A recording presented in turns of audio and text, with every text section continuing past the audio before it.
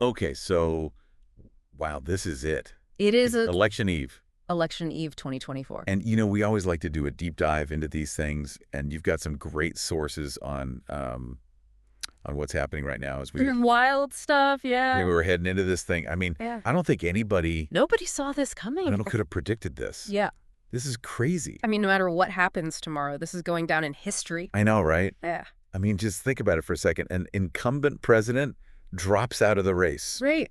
Assassination attempts. Unthinkable. A former president running with a felony conviction. Yeah, it's unprecedented. And these news reports that you got from the Associated Press, I mean, they're talking about how these candidates are spending their final hours on the campaign trail.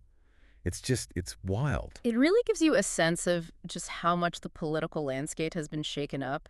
I mean, Biden dropping out like that after the debate performance, it just makes you wonder, Yeah. how much pressure these candidates are under and how much age and stamina play a role in all of this. Yeah, and then you have Trump staging this comeback in the middle of all these legal troubles, and it kind of makes you think, what does it say about us as voters that he could actually win after all this? That's a great question. And I think for a lot of voters, it comes down to a sense of frustration with the way things are. They see him as a disruptor, Yeah. someone who's willing to challenge the system, even if it means bending the rules. So let's get into the specifics here. Both candidates are going all in on Pennsylvania. It seems like that's the state that's going to decide it all. But their strategies are so different. Yeah. Trump sticking to his playbook, big rallies, appealing to his base. He's got 4 rallies in 3 states, North Carolina, Pennsylvania, and then he's ending in Michigan trying to recreate that 2016 magic. It's a strategy that's worked for him before, and it kind of reflects his message, this idea of going back to a better time. His supporters really connect with that kind of nostalgia and the sense that things have gone wrong. And Harris is taking a totally different approach. She's been spending a lot of time in those working class areas of Pennsylvania, and she's ending her campaign with a huge rally in Philadelphia with Lady Gaga and Oprah Winfrey. Wow. Talk about star power. That's impressive. It's a very deliberate strategy trying to build a broader coalition and bringing in figures like that. It shows that she's trying to connect with younger voters and appeal to a more diverse base. I was looking at this quote from a Trump supporter named Ebony Coots. She said that she might try to go to another planet if Harris wins. Oh, wow. I mean, obviously she's joking, Right. but it just shows you how much this election means to people, how emotionally invested they are. There's a real sense of urgency on both sides. People feel like the stakes are incredibly high. And I think for a lot of voters, it goes beyond just policy disagreements. It's about their fundamental values and what they think America should stand for. Okay, so let's talk about what a win would mean for each candidate for Trump. If he wins, it would be historic. He'd be the first president elected with a felony conviction, and that could set a dangerous precedent. Right. And it would raise a lot of questions about the legal implications. Yeah. There are all these federal investigations hanging over his head. And if he wins, it could give him the power to influence those investigations or even shut them down completely. And for Kamala Harris, a win would be historic, too. She would be the first woman, the first black woman, the first person of South Asian descent to become president.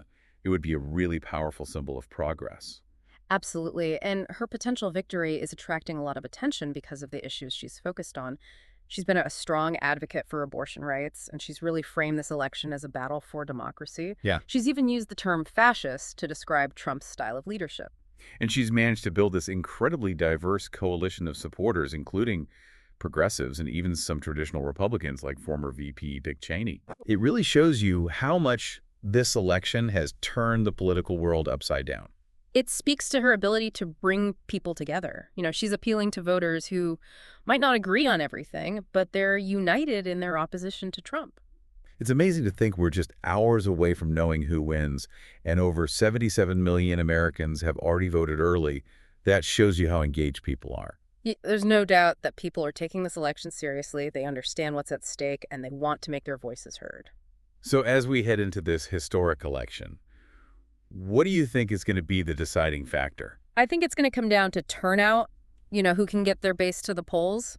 But I also think those undecided voters, the ones who aren't thrilled with either candidate, they could really swing things one way or the other. Well, it's definitely going to be a close one. Absolutely. No matter who wins tomorrow, we're going to be facing some serious challenges as a country. And I think it's going to be really important for all of us to come together, to listen to each other, even when we disagree, and try to find a way forward. I think that's a really important message. I couldn't agree more. Oh, It's been an incredible ride. It really has an absolutely wild ride. And you know, I'm almost afraid to see what tomorrow brings. I know.